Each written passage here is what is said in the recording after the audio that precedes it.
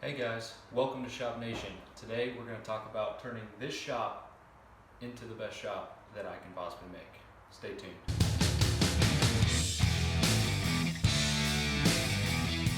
Today I'm going to take you on a tour of my shop as it currently stands, and you'll see it's a mess. So we're going to go around, I'm going to show you what kind of my plans are throughout the process, and throughout this whole video series it's going to be me building out this shop. We'll go through projects on things to make the shop better, tool placement, shop organization, and basically all kinds of stuff to make your shop awesome. Alright, so I'm going to start off on this corner of the garage and we'll kind of work our way around so it kind of has some flow. Currently what I have here is obviously the garage door behind me. I have just kind of this random rack on the wall for garden tools and stuff. This is all going to go away. I'm going to consolidate a lot of these tools into that locker, which we'll talk about here in a second. With the table saw right here, I might want to store some sleds or tools for the table saw. A lot of what I'm going to talk about in this video series is logically going through setting up your shop so that you're not running around, which I know a lot of us can relate to, right? I mean, even if you don't pay attention to it, you're still running around getting tools and you take twice as long to make something. Alright, so scooting down the wall, you can see the locker that I was just talking about. This is actually something my father-in-law had in storage. It was kind of decrepit and worn down, so sanded the whole thing, painted it. It was a whole project in itself, but I think it turned out pretty cool. And I got a lot of good storage. As you can see, currently there's glues and paints and all kinds of stuff in here. I want to have a little bit more rhyme or reason to this, so that's going to be a project. Next to the locker behind me, I have my toolbox, and this has a lot of my hand tools, screwdrivers, sockets, all the normal stuff. This is actually going to be one of the first videos that I do, is organizing this toolbox. So it's going to be kind of a two-part series where I go through what do you keep in your toolbox, how do you organize it, what's your methodology, and then organizing it itself. So I'm actually going to use Kaizen foam with cutouts. I'm going the whole 9 yards. Some of you may not want to do that, and that's fine, but that's something that I think that I would like, is having everything in its place. I like order. As you see my videos, you're going to understand that. Hopefully there's some tidbits in there that you can apply to your shop or your toolbox or your workspace, whatever you want to call it. So when I'm done here, the goal is that this shop will be in a state that makes me feel good when I walk into it.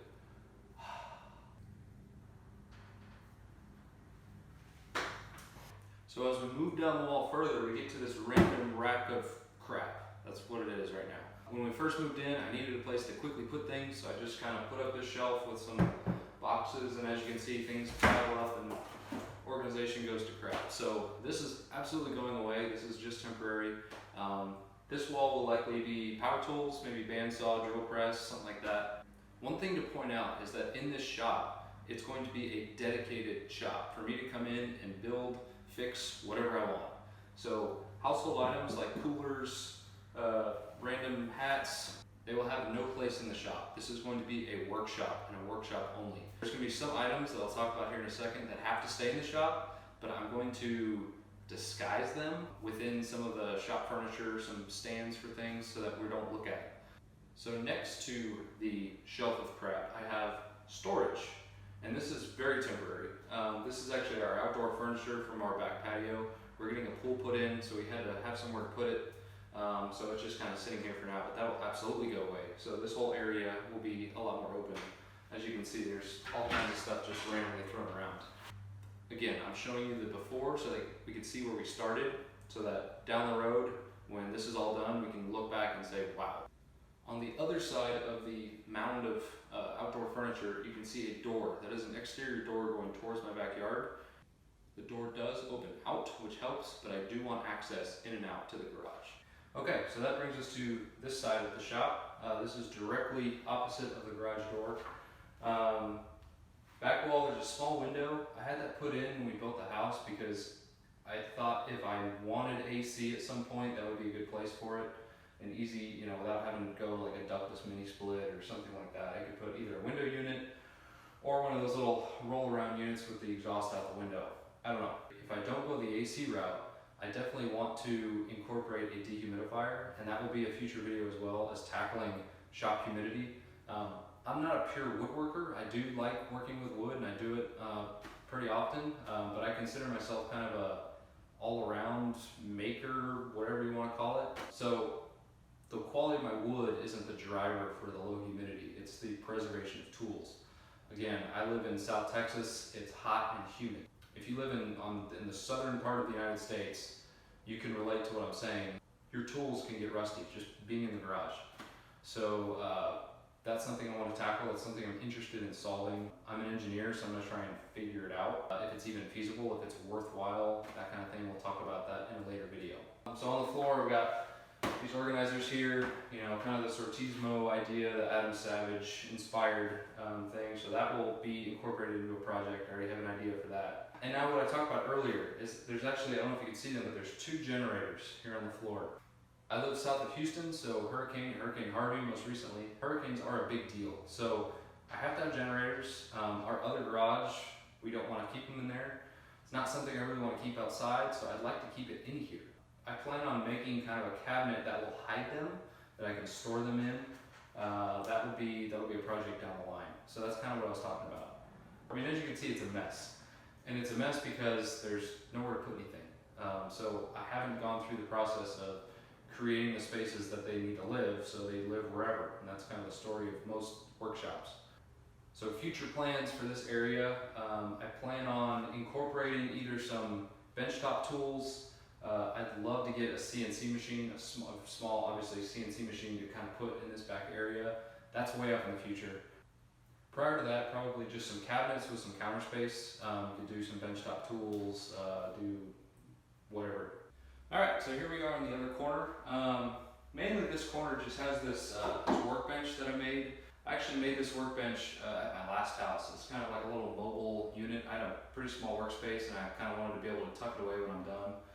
It served me well. I'll likely just kind of take it apart and throw it away. This isn't really the functionality that I want in this space. This space is going to have a lot higher finishes, a lot better looking, a lot more aesthetically pleasing, and that's kind of something I'm going for. As you can see, it's kind of multifunctional right now.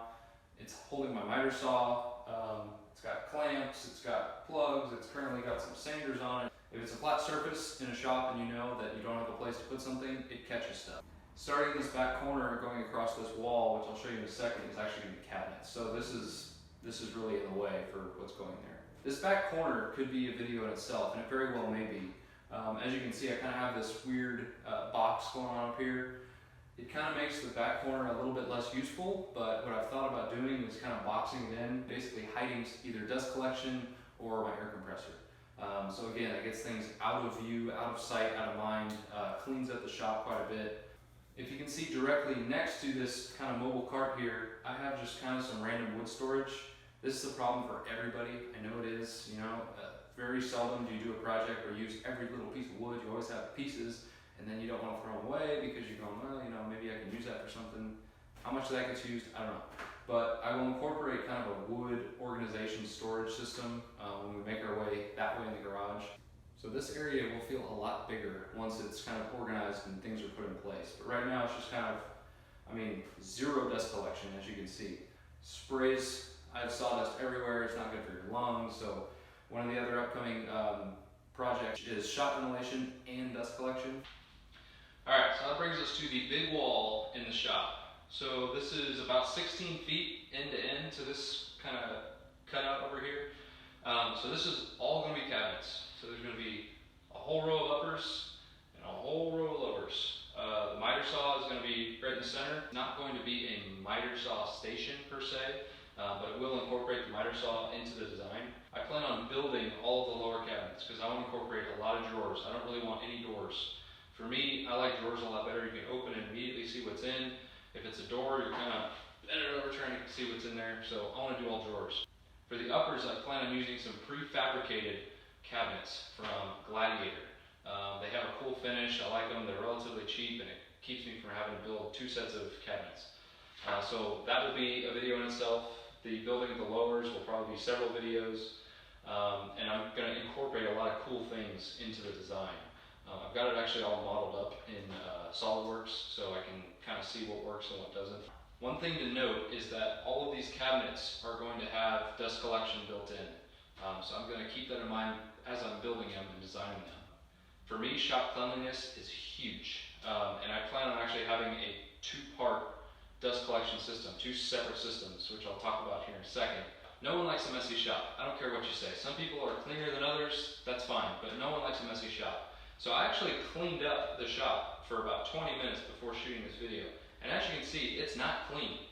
So I do not want to go through this after every project, because if there's anything that's a deterrent for me to do a project is, oh crap, I gotta clean everything up first, or after, or whatever it is. Or you can leave it a mess, but then you come in and you don't really feel inspired to do anything because everything's a mess. Planning ahead for dust collection, keeping things clean and organized is important for me, because I want to be able to walk in the shop every time and say, I'm ready to go. I think a lot of you out there can relate to that. So the projects that I do, you may not want to incorporate 100% into your shop. Maybe it's just not your style, your flavor, but I want little tidbits to be able to use for you to make your shop awesome. You can see the air compressor sitting over here. In my current design, I have it remaining where it is, but I may incorporate it into a built-in system over here. I'm not sure yet. I plan on focusing a video solely on the air system. I don't know if I'm gonna run lines everywhere, drops, just because it's a small space. I do plan on having some wind-up hoses, maybe one, maybe two, I'm not sure yet. So that will be in its own video as well. All right, so that just about rounds out the walls of the shop. This is the last kind of corner. This area is only about 16 inches deep by a little over 4 feet wide, 4.5 feet wide. So this is where I actually want to incorporate wood storage. Seems like a tight space, but if I stack everything vertically and kind of arrange it by size, I think I can fit quite a fit here. This shop is about 325 square feet, plus or minus a couple square feet. So it's a relatively small shop. Design, tool layout. I think through tool organization, shop layout, and design, we can really maximize this space. And again, I'm doing it to create the shop that I want, my quote-unquote dream shop with a budget. There should be things that we do here that you can incorporate into your shop, into your workspace, whether you have a 5,000 square foot shop or you're in the corner of an apartment in New York City. So before I start talking about the assembly table, I want to give you a pro tip, and that's to wear shoes when you're in the shop. All right, so for one of the last pieces that I want to talk about is this monstrosity of a table I have. In a small space, I wanted a lot of work surface to work on without taking up a huge amount of space, so you kind of have to make pieces multifunctional. So this is a outfeed table to my table saw. It's also an assembly table, but that's just the beginning. This is going to be one of the first projects after I do the tool organization video. We're going to build out this thing. So right here, this is the skeleton. I can kind of go through how I made it. It's fairly basic. But it's very strong, very sturdy. But this is going to incorporate kind of the sortismo part organization that we talked about earlier. It's going to have drawers for a lot of my hand tools, the stuff I use all the time. It's going to have open storage on the back. It's going to have dust collection incorporated into this table. So that dust collection is going to have ports you can actually plug into from either side with some blast gates. And it's also going to handle the dust collection for the table saw. I did that for a couple of reasons. One, I don't want ductwork running everywhere. I want to keep everything hidden. And it's just a personal preference. There's nothing wrong with ductwork in a workshop. I like the idea of it being kind of its own unit. It is on casters, so it's not currently locked down now. For the most part, it's probably going to stay here. You can't see it, but my attic access is actually right here. So I had to put it on casters so that I can push it out of the way if I ever need to get up in the attic. Luckily, we have other attic access, so I keep all of the stuff we use all the time in that attic space, but there's still maybe a need for me to get up there. So this is one that I'm really excited about. I think a lot of people can take from this. I'm probably going to learn a lot, you're going to learn a lot. Hopefully won't make too many mistakes along the way. But I also want to finish this out. I don't want just bare wood. I'm thinking I'm either going to stain it or paint it. It's going to be a very functional piece of shop furniture, and it's also going to look awesome. So kind of the last thing I want to talk about is the floor treatment. Again, I did this before starting the video. I kind of wish I filmed it. This stuff is awesome. Treating your floor with an epoxy type coating like this is popular in a lot of shops, but there's a lot of things you can do wrong. Just like with any painting job, because this is essentially a paint, prep work is key. Take your time. It takes a long time. If you feel like it's taking too long, you're probably doing it right. You have to clean it, you have to acid wash it, you have to let it dry thoroughly, you got to test to make sure it's dry. Only then can you start going. You need to be prepared to do it fast. Having a helper is very important, and also just having a plan going into it. So taping beforehand, not kind of, have everything set up. This product is actually Rustoleum's Professional Series. I do not recommend Rustoleum's original series, the stuff that you can get in Lowe's and Home Depot and things like that. The Professional Series you can buy online, and there's actually going to be a link in the description to Amazon where you can buy it. That's where I bought mine. This is the Professional Series with the clear coat put on top of it, and I think the clear coat is key.